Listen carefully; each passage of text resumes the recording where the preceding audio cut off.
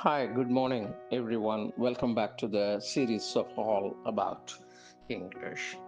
Supplicant, suppliant. இது ரெண்டுத்துக்கும் ஒரே மீனிங் தான்.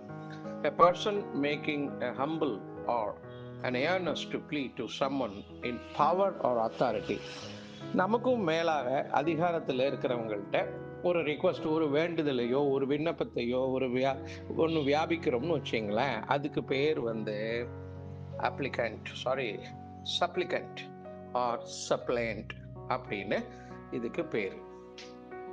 அந்த மாதிரி செய்கிறவங்களுக்கு பேர். இது அட்ஜெக்டிவாகவும் பயன்படுத்தலாம். அதுதான் இந்த சென்டென்ஸில் பயன்படுத்தியிருக்காங்க. their faces were very and suppliant.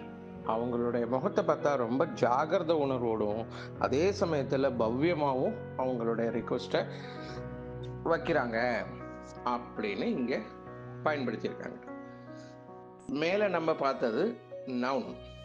இந்த சென்டென்ஸ் யூசேஜில் அவங்க பயன்படுத்தியிருக்கிறது அட்ஜெக்டிவ். சப்ளியன்ட் அப்படின்ற இந்த வார்த்தையை நவுனாவும் அட்ஜெக்டிவாகவும் பயன்படுத்தலாம்.